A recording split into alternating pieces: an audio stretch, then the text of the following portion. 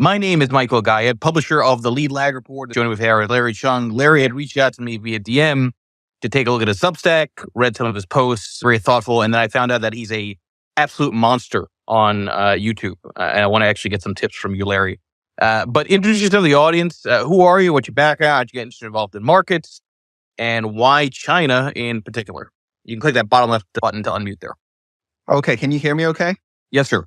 All right. Really glad to be on Twitter Spaces with Michael Guyette, the legendary macro analyst on Twitter. This is my first Spaces. Really happy to be here. Quick intro of myself, content creator. I focus on US and China macro investment strategy. About 60% of my content is US based, and then the other 40% is Hong Kong/China based. So on top of creating content on YouTube, I also publish on Substack, where I share deeper strategies on navigating the turmoil that's currently happening in China and Hong Kong right now. So really timely topic to be here with you today, Michael, to talk about China. Happy to talk about any topic that you'd like to discuss, whether it's related to real estate, the China internet sector, or just policies in general. I have a couple things that I can share with you and your audience. All right. So you mentioned that sort of split between US and China as far as the analytical process. Talk about some of the ways that you approach looking at the US versus looking at China. How do you look at them differently? I think it's easy to fall into the trap of if you have a certain analytical skill set, it applies the same way everywhere. But I get the sense that when you're looking at China, you have to have almost a different hat on that you're wearing. Yeah, absolutely. Just like yourself, I'm a fundamental analyst. You and I are both CFA charter holders. And so my approach when it comes to US-based stocks is actually quite fundamental. I use DCF models. That's the core bread and butter of my strategy. So every time I look at a company, of course, I'm going to consider the macro considerations and the sector considerations. But the most important factor for me personally, when I look at US stocks is DCF models under very various stress tested scenarios, stress testing EBITDA margins, operating margins, free cash flow. What's the share repurchase story look like? What's the CapEx story look like? So when it comes to US stocks, I'm actually a little bit more bottom up. And I rely heavily on the DCF model. My time frame for US stocks tends to be 6 to 9 months when I transact in this space. That's my preferred time frame. I don't do that much long-term investing in the US. I don't do passive investing with SPY or QQQ. I know those strategies have done very well over the last several years, but my core time frame for US stocks is 6 to 9 months, and I call that intermediate term investing. And I primarily employ DCF models first, sector consideration second, and then macro actually last when it comes to US-based stocks. When it comes to China, it's a little different. My experience suggests that DCF models don't work as well on China-based Hong Kong listed shares or China ADRs. And the reason that is that policy changes at a faster tune in China. And a lot of things can happen overnight. So you might remember that back in 2021, China did a full-scale ban of private tutoring. The after-school tutoring ban hit large caps like New Oriental, ticker EDU, and TAL Education, ticker TAL. Hit those two names, the two large cap education companies, basically wiped out 80% of their market value in like several weeks. And then in 2021, with the tech crackdown on internet platforms, Alibaba, Tencent, JD, Baidu, those four companies have been pretty much subdued over the last 12 to 18 months. And so really, because China's policy framework is changing much faster than the US, and also because it's a lot more opaque, China stocks trade at a discount to US-based technology peers. So for that reason, the DCF model can't completely capture the potential of China-based stocks. You might also realize, you and your audience might also see that China stocks, a lot of their alpha really is captured within a multi-week time frame. So I just talked about how US, I like to look at the 6 to 9 month time frame if I'm considering an investment position. But for China, I'd say the sweet spot is anywhere between 3 and 6 weeks. So a lot of the dramatic upside that happens in the Hang Seng, a lot of upside that happens in the China ADRs, the hot China stocks that retail investors like to trade, a lot of that kind of upside action happens in that 3 to 6 time frame. I think holding China stocks beyond 6 to 9 months is truly for someone who has a very long term horizon, because the volatility in China needs to be managed with shorter time frames. So that's how I look at it with China. I need to be more cognizant of what policymakers are doing. So I follow politics, what policymakers are doing in China in terms of what are they going to do with economic growth, what are they going to do with regulation. Whereas here in the US, I take more of a DCF oriented approach to companies. That 3 to 6 week time frame, has it always been like that, or is this sort of a more recent cycle phenomenon? And I say that purely because I've done a lot of different back tests on this myself. It seems that there was a lot more co-movement and persistence in momentum, not just in China, but emerging markets in general, that would have timeframes more consistent with what you'd see in US markets. Once QE3 came around 2013, the studies I've done would suggest that you ended up having far more drift in US markets. Everything else ended up having just kind of like, to your point, very compressed momentum surges and then breakdowns, surges and breakdowns. So it becomes hard for allocators to really position because the move happens very quickly before getting smashed. Yeah, I would say that pre 2021, before the internet regulation, before the education ban, before the press down on China real estate, US and China stocks, I believe, had a higher correlation if we were to run like a correlation test. But post regulation, so meaning the time frame after 2021, I've found that on the long side for China, usually if someone doesn't take a winning position off the table after 3 to 6 weeks, it generally has turned into a loser. I say that based on a lot of testing and a lot of personal experience as well. Pre 2021, when there was more of that pro growth oriented policy, then there wasn't that much of a tug of war between short sellers and long only managers. But now in China, there are a significant number of market participants who are shorting Hong Kong listed stocks, shorting China ADRs. And in fact, I think Bank of America Fund Manager survey indicated that short China was like a top 3 crowded trade this past summer. So that's why when we see rallies in China ADRs and Hong Kong listed stocks, the rallies tend to be ferocious.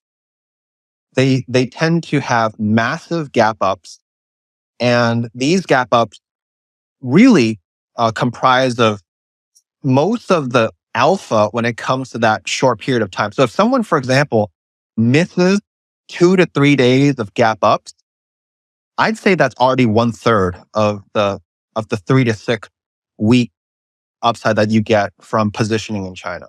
So that's the current data that I have. Hopefully we have lower volatility in China, like down the road. But as of now, that is the pattern that I'm currently seeing. What about co-movement to US sectors? So there was a period there prior to the crackdown on the tutoring side where China tech stocks really performed pretty much in line with like the FANGs, right? There was some good co-movement there. How does sector co-movement play into thinking about trading or investing in China? So generally speaking, when I watch US technology, I watch fundamental drivers, right? For example, the 10-year yield is the discount rate for DCF models that the sell side is using. But I don't think that the 10-year yield is as sensitive to moving China ADRs. And so really, since post 2021, I'd say that when US tech is doing well on the premise of like US strong economic data and especially during the week and months when US and China rhetoric isn't as harsh, I'd say that's a very important criteria.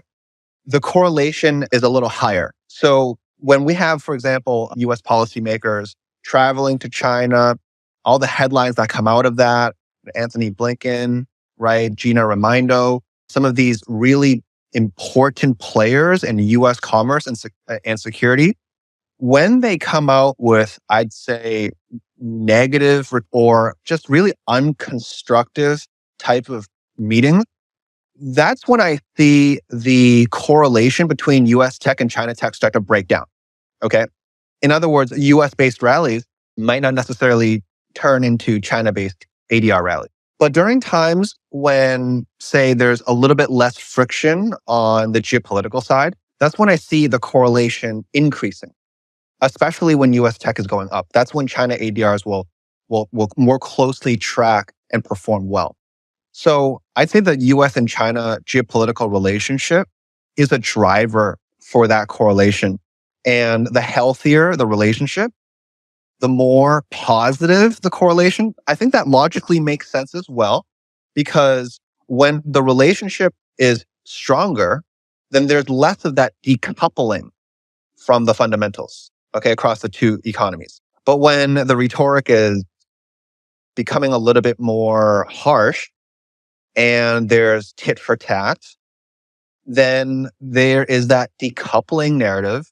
And with a decoupling narrative, I tend to see that the correlation between US tech and China tech starts to break down. Meaning when US tech stocks rally, China stocks may not necessarily follow, or when China tech stocks rally, US tech stocks might not necessarily follow. Like they move in different wavelengths and different directions, depending on the geopolitical situation. How are opportunities looking currently when it comes to China tech stocks, internet plays? AI is obviously all the rage for now. When it comes to the US, I get the sense that it's not anywhere near as hyped up when it comes looking at China stocks. Yeah. So here's my opinion on China stocks.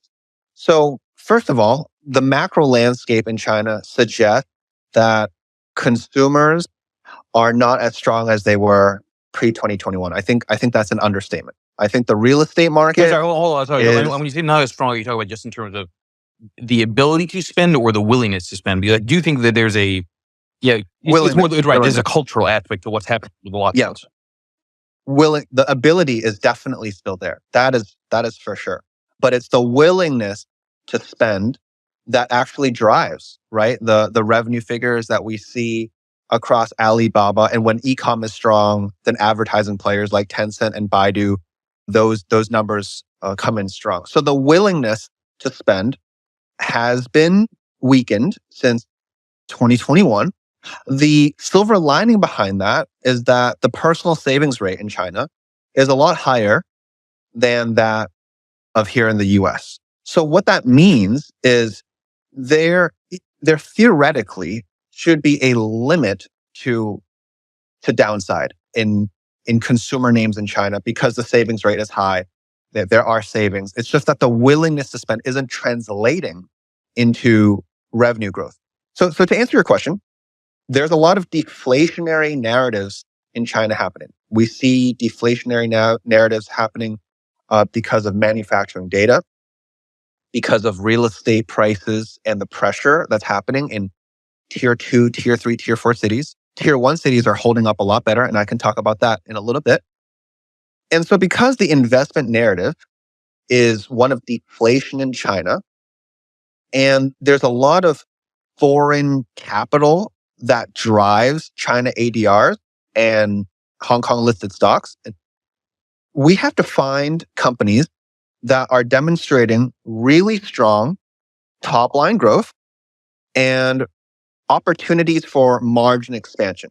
Because in my opinion, what drives China stocks and US stocks both is margin expansion. If we see margin expansion, EBITDA growth, if we see those metrics go in the right direction, and we don't see CapEx rising faster than operating profits, that usually is a formula for success in the stock if we're trading it from the long side.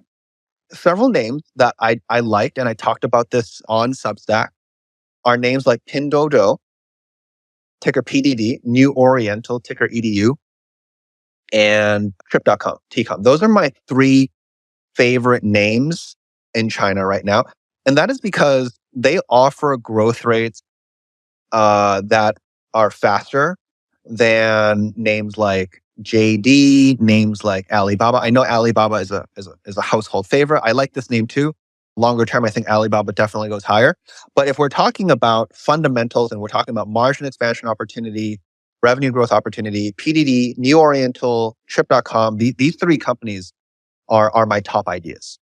And so when Pinduoduo reported earnings last week, we saw the shares skyrocket 25%.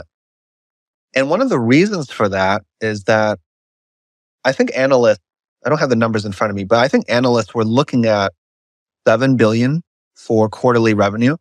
And Pinduoduo beat that estimate by $1 billion. So they literally beat quarterly expectations on the revenue side by 14%. Now, part of that is because they have their very successful Temu platform that's performing very well here in the US. And also because they are offering a lot of incentives for users to sign up. And so what that's doing for Pinduoduo is it's making their margins really razor thin, but it's making their revenue growth red hot. And once the company decides to lower the revenue growth a little bit and lower the rates of customer acquisition, what that's going to end up doing is that's going to dramatically raise the EBITDA margin. So that's why the street quickly bid up Pinduoduo, like up 25%. That was a pretty decent position for myself personally, and it was a name that I definitely vouched for inside our community. Those are the kinds of names that I think can do well in this deflationary narrative. If we're dealing with a company that is growing, say, single digits and their EBITDA margins are flat, but they're really spending a lot on CapEx, I'm not sure those companies are going to be rewarded immediately. An example of that is JD. JD, if we think about the company specific profile, I mean, longer term, I like this company as well, but I mean, a lot of our audience, they're very concerned about the week to week, month to month level of stock prices. And so as a public facing strategist, that's how I have to provide like analysis in terms of where stocks are going in the near term, because people sometimes say they're long-term investors, but generally speaking, I'd say that if you put them under pressure for 6 to 9 months, I don't think most people are actually long-term investors. So that's my opinion. That's why I really have to give this near-term guidance. So for a company like JD, where they have single-digit revenue growth, it's flat, not really that impressive. Margins are flat / moderating lower, and they're spending a lot on their CapEx cycle. That's why you see, for instance, JD not performing as well as Alibaba or Pinduoduo. So those are the metrics that I'm looking at in the context of the policy frameworks that are constantly changing in China.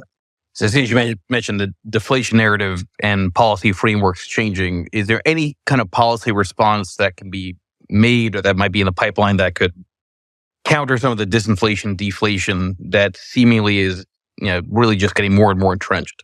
Yeah, absolutely. Absolutely. I've got a really good example of this This is new, this is recent, and this is definitely constructive. So I do have some good news for China bulls, Hong Kong bulls. In China, in Hong Kong, real estate is a very important source of household wealth.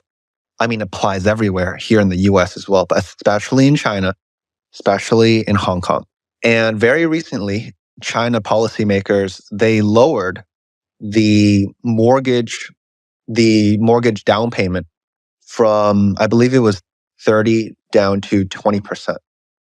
And a move like that is going to be very helpful when it comes to spurring real estate sales. So I believe I saw a recent article with data that said that it was either this past weekend or the previous weekend after policymakers did this initiative, real estate brokers actually saw that weekend sales amount to an entire month worth of sales in tier one cities. So tier one cities, we're talking about Beijing, we're talking about Shanghai, we're talking about Shenzhen, and we're also talking about Guangzhou. And on top of lowering the down payment percentage, I believe that they might be removing certain restrictions for foreign investment when it comes to China real estate. So this is very real and practical because me personally speaking, I'm interested in China real estate at the tier one city level. I'm not so interested in the tier two, tier three, tier four cities. What we see in the news, the media, the gloom related to China real estate, much of that is concentrated in the tier two, tier three, tier four cities where there truly is an oversupply. And like as a strategist, I have to be objective. I'm bullish on China long term, but in the near term, the supply overhang from tier two, tier three, tier four cities, there's a tremendous amount of supply. And with that much supply and that unwillingness to really enter the market because of a softer outlook, it's going to make tier two, tier three, tier four cities, they're going to really need to stimulate a lot more for those cities to really see an increase in sales. But tier one cities though, Beijing, Shanghai, Shenzhen, Guangzhou, those four, the rebound will be swift and it will be furious, in my opinion. And so I'm personally interested in tier one cities myself for China real estate. I'm actually going to be going to China later this month because I'm looking at property in tier one cities. I like the China property story if we have a very long-term view. Obviously, in the near term, it's going to be challenging, but if we're talking about China real estate and we're talking about tier one cities, I honestly can't think of a better asset class from a 5 to 7 year standpoint. And so I'm not so bullish on tier two, tier three, tier four cities, but I think China policymakers are definitely going to defend tier one cities. And with like a policy put in place, I think that deflation is going to become less of a problem within 18, 24 months. These macro wins like inflation, deflation, they take really 1 to 2 years to take hold and dissipate. So not saying deflation is going to go away in 3 months. That's not possible, right? But in 18, 24 months, I don't think deflation will be as much of an issue, especially for tier one cities in China. Tier two, tier three, tier four, I can't comment on that because there are structural problems there. So it doesn't sound to me, and correct me if I'm wrong on this, that you think that the sort of the narrative that a credit event coming from China is the most likely scenario, given that longer term outlook, or am I misinterpreting that? I'm trying to get to the question of, are fears overblown around China impacting credit markets globally? So when I think about real estate in China, I think a credit event in tier one cities is not really likely. Just because, like here in the U.S., you know how the supply of inventory is quite low, and that's what's keeping U.S. based real estate prices elevated artificially. Well, in China, there is a similar kind of story when it comes to tier one cities. It's that supply isn't isn't that abundant, especially in the most desirable neighborhoods. So for that reason, I think if there were to be a credit event, it would come from the tier two, tier three, tier four cities, which when you combine them all together is significant. And so when we have Country Garden, Evergrande, those companies defaulting, well, that's because a lot of their exposure happens from tier two, tier three, tier four cities. And so your credit event thesis can definitely happen. It's just in terms of like where in the market it would happen, if that makes sense. I stay bullish on tier one cities a longer term. But tier two, tier three, tier four cities, if you're looking for where the credit event is going to happen, I think it probably is going to stem from there. Yeah, it's funny. So the parallel will be you have zombie companies, which are small caps. Those are like the tier two, tier three of the U.S. market. Whereas certainly that's a similar dynamic with China. So your point on the short term is actually not so short term. It's measured in really 12 to 24 months. China is reducing their US Treasury exposure. They are reducing their bond exposure, and longer term, I think that trend does continue. So one of the reasons that we've seen the 10-year yield, the 20-year yield, which drives the TLT ETF, one of the reasons we've seen TLT down and yield up is because of this narrative that there's a lot of supply of treasuries now. A lot of issuance here in the US and a lot of sell down from China and potentially from Japan later down the road. So I would like, obviously, to see the US and China relationship improve longer term. But we are in a very, I would say, it's going to be a very contested geopolitical type of environment for the foreseeable future. And I'd say the best scenario that we can get here is mutual cooperation with a competition that doesn't involve overly harsh tariffs. Because if we think about China's leverage at the table here, if they were to aggressively sell down their bond exposure, what that's going to indirectly do is that's going to raise US borrowing costs. It's going to raise the interest rates on mortgages, credit cards, auto loans. And so if the relationship, say, continues to deteriorate, and we can watch this relationship via the ongoing commentary surrounding Huawei, surrounding the chip exports, how they're dealing with the US semiconductor export curbs, we can watch those events as signals as to how China will likely manage their bond portfolio. But longer term, because of the competitive rivalry, I think that China is really prioritizing making the yuan a more global currency. And I think the trend continues that they will slowly continue to divest from US treasuries. It's not going to happen all at once. I see a lot of social media content that says that they're going to dump all the US treasuries in a year or two. No, that's not going to happen. I think that's a very unlikely scenario. I think it will be a gradual sell down of their bond exposure, similar to the slope and trajectory that we've seen so far. So that's what I think. That's just my opinion on your first question. On the second question about demographics, I have to agree that demographics are challenging in China, and here's why. So because the cost of living has gotten so out of control in tier one cities and catching up in tier two, tier three, tier four, combined with the fact that youth unemployment is very high. The public figures say it's 5%. We really have no way of knowing for sure what the unemployment rate for youth is. I know it's high. I just don't know that it's 25%, but I know it's high. you put that together and it becomes very difficult for younger folks, Gen Z, millennials, to have home ownership in China. So a very similar struggle here in the US where there's a big struggle to climb onto the property ladder right here in the US. In China, it's really a similar story.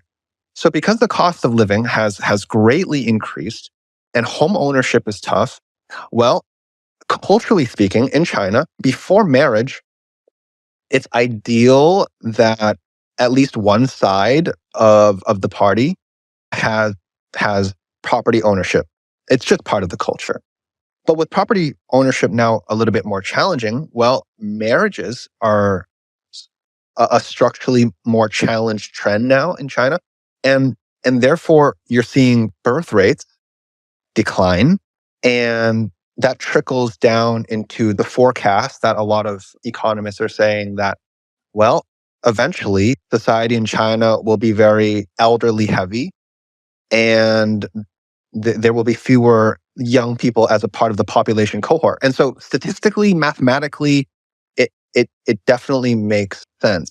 Based on what I'm seeing from the policymakers in terms of what they're doing, I don't see enough forceful policy when it comes to consumption, when it comes to like property home ownership to really change that trend immediately. So demographics are going to be tough. And that means longer term, if we think decades out, the GDP in China will probably be a little lower than what it is today. You had mentioned housing in the US, so I'll do a little bit of a hard pivot, but you do have a video which got some insane views on YouTube with your thoughts on the housing market in the US. Now, this by saying I've been wildly wrong on saying that housing's in trouble for the last year and a half, 2 years, because obviously it hasn't been the case. Right? I mean, it's, to my surprise, despite the performance of lumber prices, there's some other dynamics that obviously are happening with the inventory side. Lay out your thesis on where housing goes from here, because I don't necessarily think that we're in a new bull market there either. Right. I definitely so if we were to think about I'm going to take a step back and preface my answer with this. There are a lot of asset classes that you and I, our audience, our readers can participate in, right? So there's US housing, there's China real estate, there's US stocks, there's China stocks, European housing, US bonds, China bonds, right? I would say that out of all the different asset classes, opportunities, that US housing is probably one of the worst potential asset classes for the next couple of years. Prices today are being held up by artificially low supply. And so there's a lot of data that talks about how home sales, the turnover in existing home sales is extraordinarily low. So there's existing home sales, there's new home sales. Existing home sales, the turnover there is extraordinarily low. People are trapped in their homes. If they want a different property, they're going to have to trade their 2-3% mortgage for a 7-8% mortgage, depending on their credit score. So right now, I did a check just a couple weeks ago. Someone here in the US with say a 700 credit score, 700 plus, which is pretty good in my opinion. 700 is pretty good. You're looking at about a 7.5 to 7.8% 30-year fixed here in Massachusetts. The household income to housing value ratio is definitely not sustainable. Now, of course, we have to think about real estate from a neighborhood by neighborhood standpoint because that's how real estate operates. But from a macro standpoint, when we look at a pool of data, right? You can look at the average, the median, the mode, right? We're going to use the mode here, meaning like the typical data point in the data set, meaning the typical person who's looking to enter home ownership here in the US. They're facing very, very unfavorable conditions. If someone, practically speaking, right? If you and I were to go look for a home today, we're looking at 7% plus minimum on mortgage payments, meaning we're talking about 60 to 70% of our monthly payments just going to interest, depending on how much you put down for the down payment. That is setting up a lot of people to fail. That's definitely setting up a lot of people to fail. With unemployment slowly on the rise and job openings slowly declining, if that trajectory continues, then it won't be long until sellers reemerge in real estate. Because when you combine all the macro components that I talk about and the part of the market in real estate that's controlled by Airbnb owners, the shadow market of real estate where you have investors or mom and pop investors in real estate for Airbnb hoping to really like churn out like their rooms and houses for nightly rentals. When that type of activity slows down with the US consumer slowdown, you're going to see a lot more inventory on the market. And right now, because people aren't willing to sell their home to buy a new one, when there is new inventory on the market, that new inventory will be met by lower prices.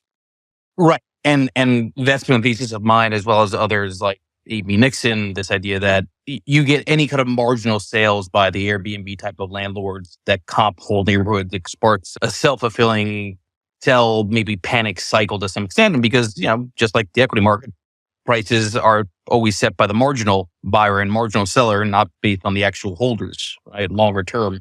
So that does seem to make a lot of sense. Now, do you get a sense that that's going to be a sort of nationwide systemic type of dynamic? I mean, I had somebody say to me, you always hear somebody countering saying housing is local, right? Real estate is local. It's like it's local until it's systemic, right? So at what point is there maybe a risk that housing breakdown ends up having real financial crisis type vibes? So I would say that the cyclical areas, it is true. Real estate is local, right? So if you are in a neighborhood where there's a strong educational system, strong public high schools, and a lot of your neighbors, depending on their background, we can think about a neighborhood and the strength of that neighborhood in terms of like the residents' backgrounds, right? Are they W-2 workers? Are they from old money, right? Is that inheritance? Is it from business owners, right? Who rely more on assets rather than W-2 income?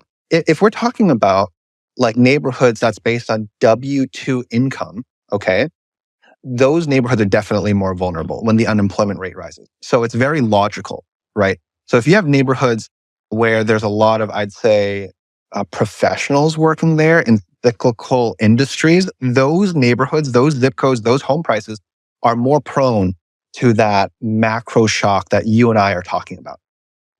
But in neighborhoods where a lot of the residents have more of a, like, let's say a business ownership kind of background and their cash flow isn't dependent on, say, the traditional job market, right? Their cash flow is more about other real estate properties, the stock market, or really even just like the 4% cash yield that we're getting.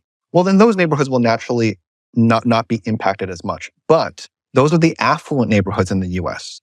And I'd say that affluent neighborhoods in the US is not the majority of the neighborhoods. So for that reason, when we're talking about a macro slowdown in housing, that's probably going to impact a very big slice of the market, but not all of it. Some markets will probably be immune, where supply continues to be low, education continues to be very high quality, and the backgrounds of the residents there, they have a very strong financial footing and background. Those neighborhoods are going to continue to be fine.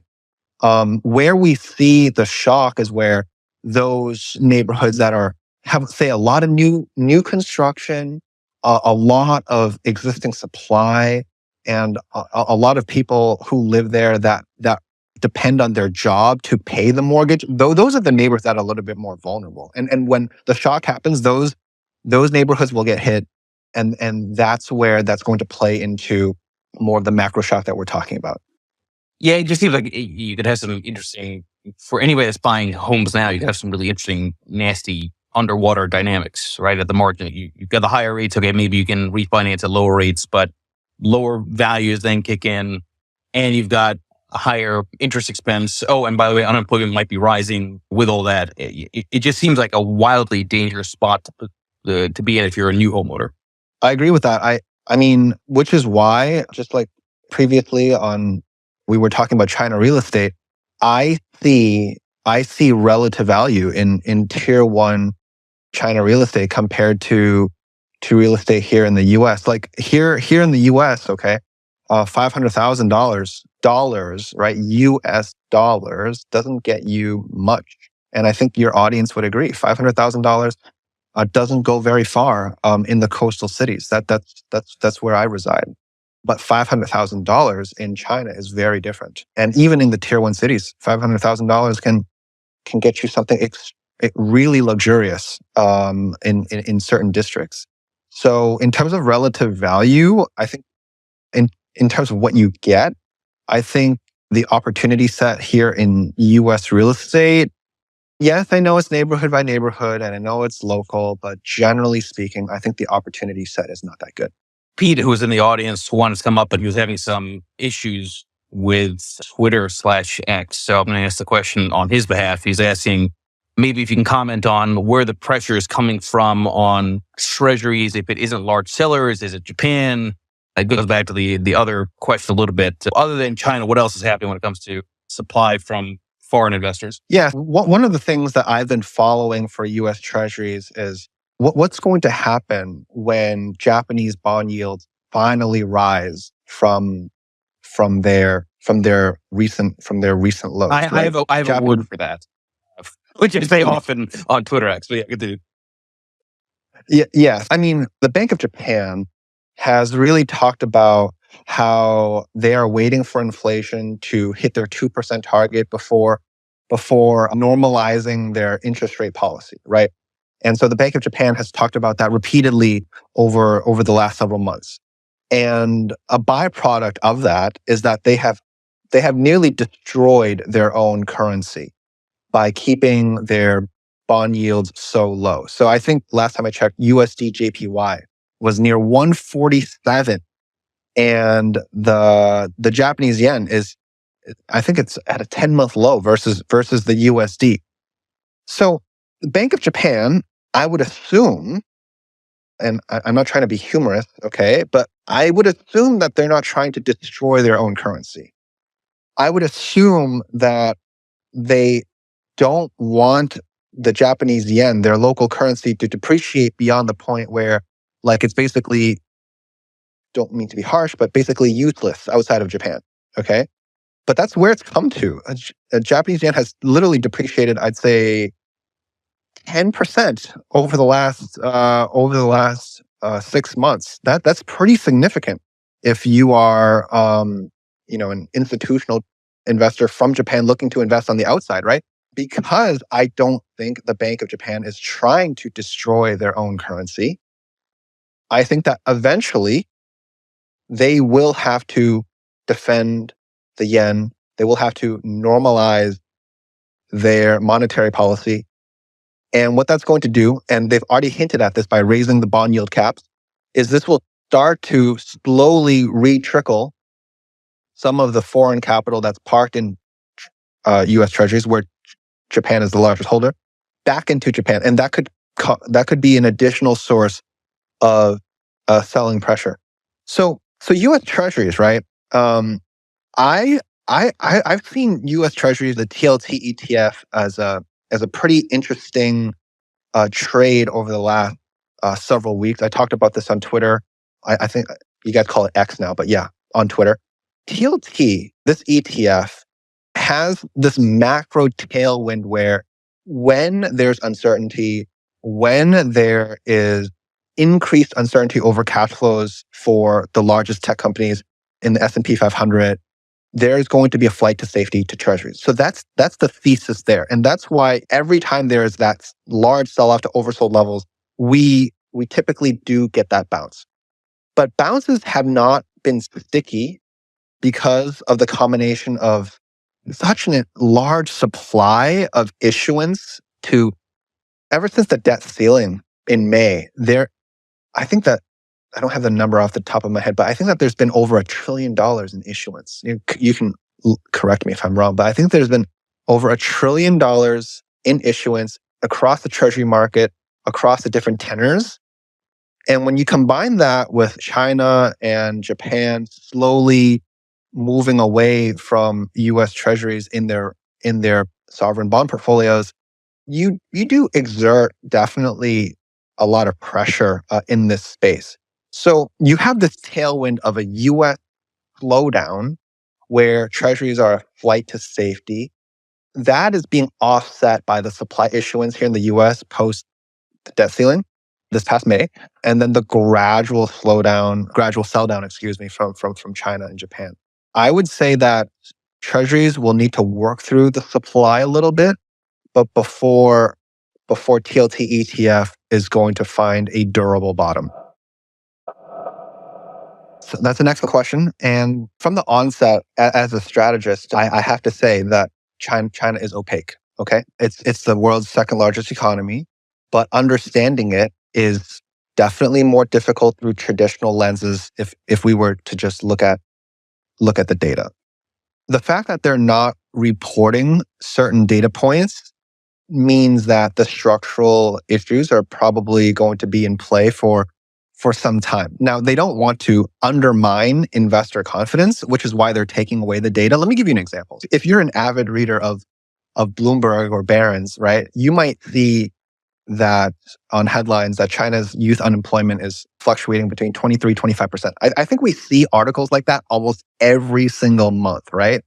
And the reason we see articles like that every single month, which definitely creates a lot of anxiety among investors, is that, well, the data is publicly available, right? I think the line of thinking is if you remove this information, then it can't be like widely reported, widely disseminated, and this will, to some extent, reduce the level of anxiety that investors have. It certainly doesn't help the transparency situation. That it definitely doesn't help that. But I think what China is trying to do is, I think it's trying to give Western media less of an opportunity to shape narratives around its weakness. Because if we're talking about like foreign investors trying to invest in China, when we see data points like that, right? Like we are taken a little bit back. Like we are a little bit more cautious when we see data points like that. But because China does need foreign investment, I think that their data reporting of not including this type of information is probably for that purpose. I know that it accidentally creates more anxiety, but I think they're trying to restore confidence by not having this data constantly wildly disseminated. Now, in terms of like how investors should view that, well, from a very practical standpoint, I think that if China policymakers don't make this information available, well, naturally that's going to raise the risk premium on China ADRs, and it could raise the risk premium for Hong Kong listed shares, right? So when you raise the risk premium on a company or a sector, well, you're going to drive the DCF model to modestly lower the values because there's more inherent uncertainty and therefore there's a little bit more risk. So my most practical answer to your question is that China not making a lot of this information transparent is going to raise the equity risk premium on China ADRs. It's going to raise equity risk premium on Hong Kong listed stocks.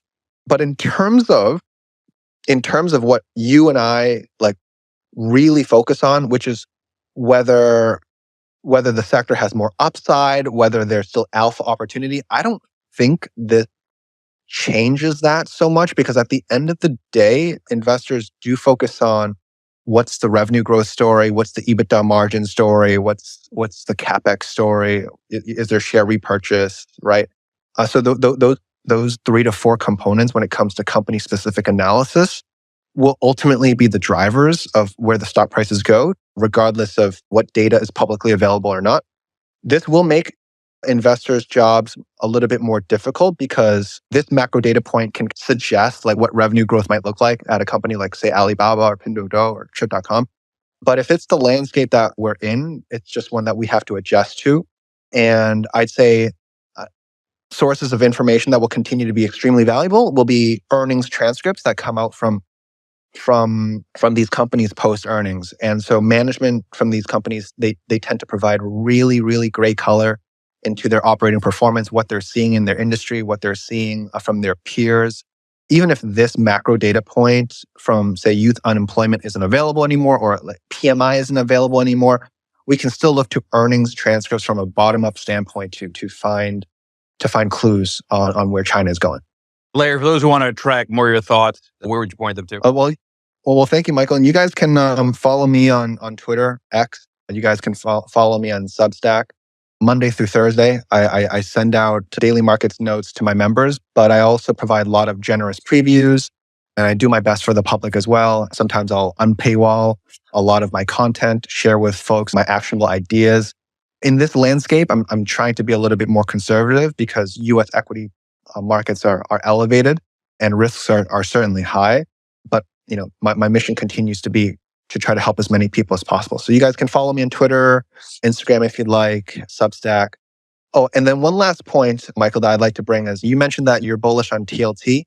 Yeah, I think you're going to be fine over the long term. I think there's very unlikely that these long-term treasury rates will soar much more than here. But once again, it is about the timing, right? But ultimately, I think your treasury thematic trade is going to end up all right. From your lips to God's ears, because it is not easy waiting for the light to change on the flight to safety trade coming back. And I do want to emphasize that for me, it's not about the idea of holding long duration treasuries. It's long duration treasuries for a trade in a high volatility sequence for stocks, which right? And that, I think that's something that is often missed. It's also what's been lacking, right, for the last year and a half, 2 years or so. But anyway, listen, everybody, please make sure you follow Larry Cheung here. Great conversation. I'll have this as an edited podcast on Lead Lag Live on Apple, Spotify, YouTube. Make sure you sign up to his Substack as well. And stay tuned for a pretty big conversation around NVIDIA from 12 to 1 Eastern today. You'll see that up shortly. Thank you, Larry. Appreciate it. Thank you. Thank you, Michael. Thank you, everyone. Cheers, everybody.